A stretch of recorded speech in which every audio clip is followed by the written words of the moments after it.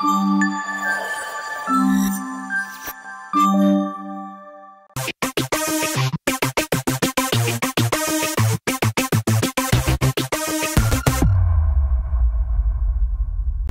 ఈ వీడియో టెక్నికల్గా ఇవాళ నేను చేసేటువంటి సెకండ్ వీడియో. ఒక 14 నిమిషాలు నాన్ స్టాప్గా తిట్టిన తర్వాత నాకే ఒకరోజు రిలాక్సేషన్ కావాలి అని అనిపిస్తుంది.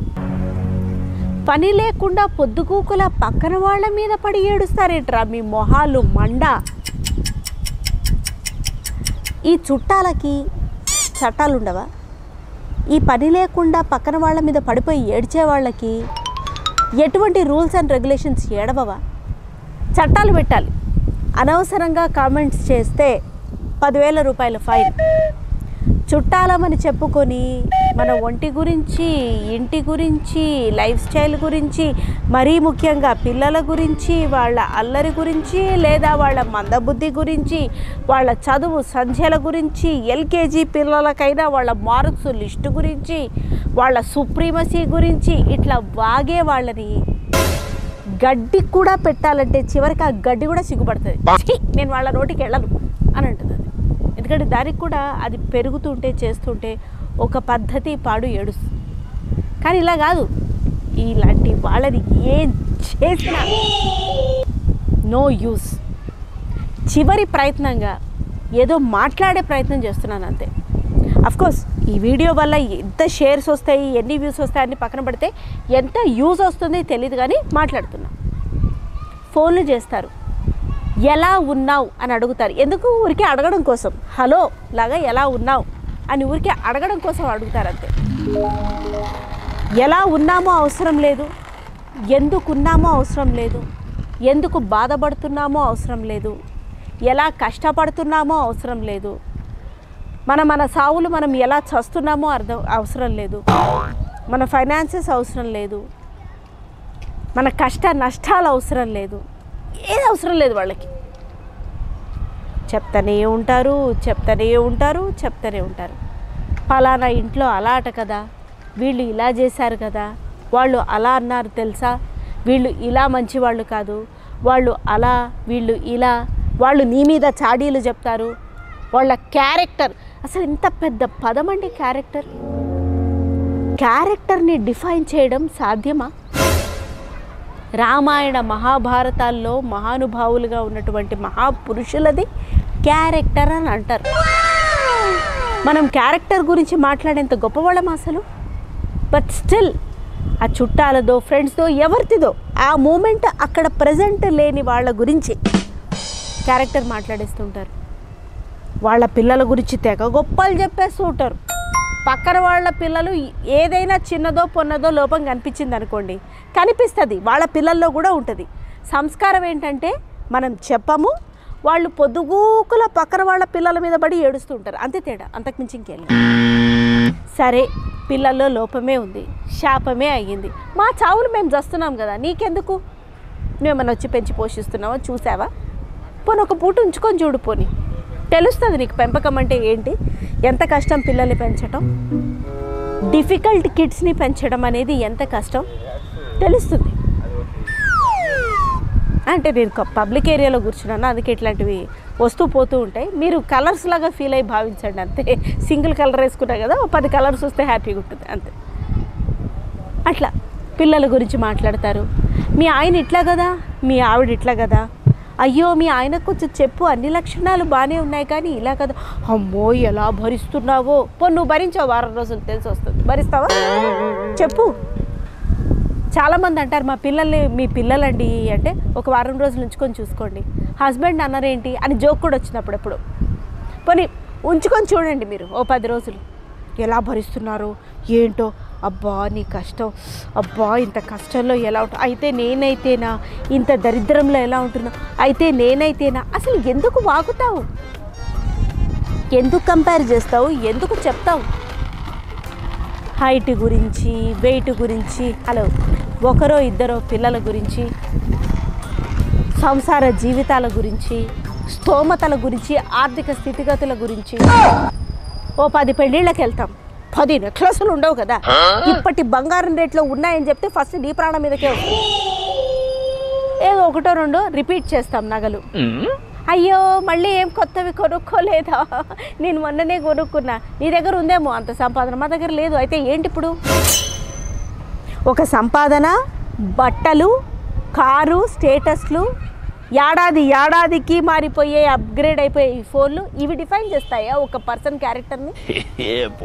ఒక చక్కటి నవ్వు, మంచి మాట, ఎదుటివాడిని ఏమీ అనకపోవడం, ఇది డిఫైన్ చేయదా అండి ఒక పర్సన్ క్యారెక్టర్? నాకు అర్థం కాదు, ఎందుకు మాట్లాడతారు? ఇక నాలాంటి కెమెరా ముందుకు వచ్చే వాళ్ళకైతే అసలు వాళ్ళకి పర్సనల్ లైఫే ఉండదు. అమ్మ లక్కలు తిట్టిన పడాలి మేము మా బతుకులకి మీకు వచ్చినందుకు.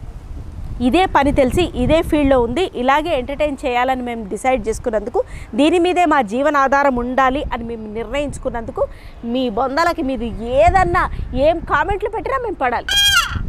మొగుళ్ళననే, పిల్లలననే, మా ముక్కులననే, మా ఒళ్ళుననే, మా చేతుల్ని అనే, చున్నీ వేసుకుంటే అనే, చున్నీ వేసుకోకపోతే, ఈ వీడియో కింద కూడా ఎన్నొస్తాయి చూడండి, చున్నీ వేసుకోండి బాగుంటుంది అని.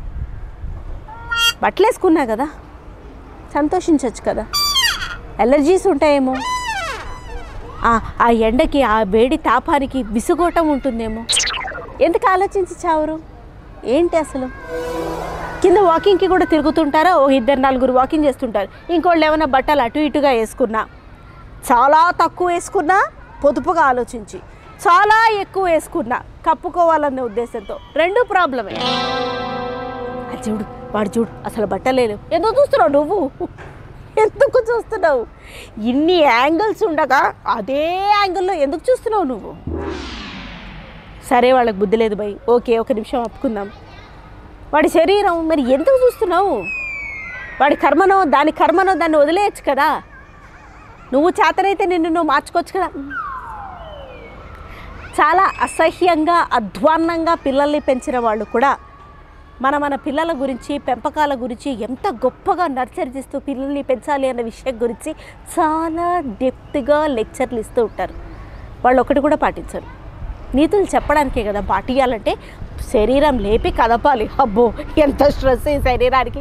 ఇదే ముందు నోటితోటి ఒలింపిక్స్ కూడా పోవచ్చు ఇట్లా మాట్లాడుకునే పోటీలో. అందుకే మాట్లాడుతూనే ఉంటాం. ఎందుకు వాగుతారు? నోర్లు మూసుకోకపోతే నోర్లు కుట్టేస్తాం లాంటి బ్రూటల్ చట్టాలు వస్తే తప్పితే ఎటువంటి మార్పు ఉండదు. రోజు రోజుకి జనాభా పెరిగిపోతుంది. వెళ్ళండి బాబు, మీరు వెళ్ళి, నా కోసం ఆగద్దు. మళ్ళీ ఆగానని చెప్పదు, వెళ్ళిపో. థ్యాంక్స్. ఎందుకు ఇట్లాంటి బ్రూటల్ చట్టాలు వస్తే తప్పితే ఎటువంటి మార్పులు రావు. ఎదుటివాడిని హర్ట్ చేయకుండా మాట్లాడడం, ఎదుటివాడిని హర్ట్ చేయకుండా బిహేవ్ చేయడం, ఎవరైనా సరే, అది అత్త కోడల మీద కావచ్చు, కోడలు అత్త మీద కావచ్చు, భర్త భార్య మీద కావచ్చు. సరదాగా జోకులు భార్యాభర్తలు వేసుకోవచ్చు. కానీ నువ్వు జోక్ వేసినప్పుడు నీ మీద జోక్ కూడా వస్తుంది, అది తీసుకునేందుకు కూడా రెడీ ఉండాలి. లేదు నేను మోనోపలి, నేను ఎవడి మాట వినను, నేను మాత్రమే జోకులు వేస్తా, జోకులు తీసుకోవాలంటే దొబ్బదు. నువ్వు ఒకరిని కామెంట్ చేసినప్పుడు నీ మీద కూడా తిరిగి కామెంట్ వస్తే చాలా లైట్ హార్టెడ్గా నువ్వు తీసుకునే పని అయితే కామెంట్ చేయి, లేదా అన్నీ మూసుకొని ఉండు. నోరు మూసుకోవటం అనేది అలవాటు చేసుకోవాలి. మళ్ళీ మౌన వ్రతాలు అనేవి రావాలి. ఇప్పుడు ఉపవాసాలు చేయమని, ఉపవాసం చేస్తే మంచిదని, బాగా కొవ్వు అదేలే బాడీలో కొలెస్ట్రాల్ ఎక్కువది, కొంచెం తక్కువగా తినండి అని డాక్టర్స్ ఎలాగైతే చెప్తున్నారో, నోరు మూసుకొని ఒక 2 గంటలైనా ఉండండి, ఒక రోజైనా ఉండండి అని చెప్తున్నారు. ఆరోగ్యానికి మంచిది అంటున్నారు. ఎవరి ఆరోగ్యానికి? పక్కన వాళ్ళ వల్ల మనకి ఎటువంటి హాని కాకుండా మన నోరు బారేసుకోవడం వల్ల అన్నీ బాగుంటాయని చెప్తున్నారు. సో నోరు మూసుకోండి. ఇక నుంచి ఒక 21 to 41 డేస్ ఎవరిని ఏమీ అనకుండా, యాంగర్ రావచ్చు, వస్తుంది కూడా, కానీ దానివల్ల ఏం చేయాలో ఆలోచించాలి. అది అగ్రెషన్గా టర్న్ అవ్వకూడదు. అండర్స్టాండ్? వీడు వచ్చి ఇక్కడే కొట్టాడు, అదేంటో శాడిజం. నువ్వు ఆ బండి ఇక్కడ అని కొట్టిపోతాడు, పక్కన పోవచ్చు కదా.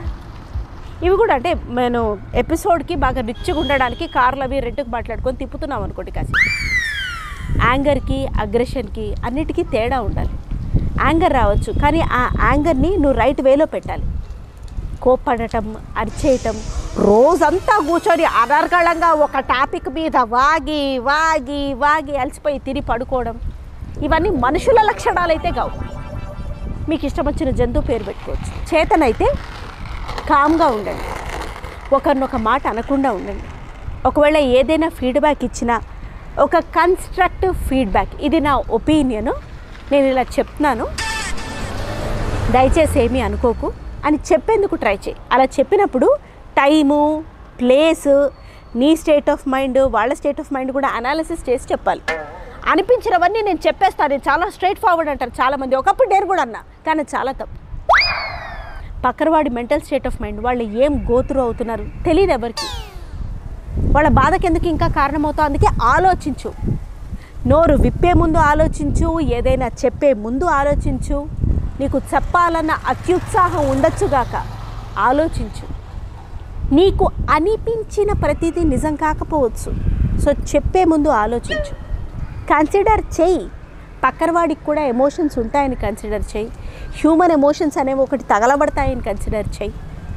ఎవరి పర్సనల్ స్పేస్, వాళ్ళ ఫ్యామిలీ, పిల్లలు, భార్యాభర్త దాంపత్యం, పెళ్ళి కాని అమ్మాయిలకి అబ్బాయిలకి, ఇంకా పెళ్ళెప్పుడు నీకెందుకు, నీది నువ్వు కడుక్కోరాదా, వాడిది కూడా పోయి కడుగుతానట్టావేంటి, నీకెందుకు.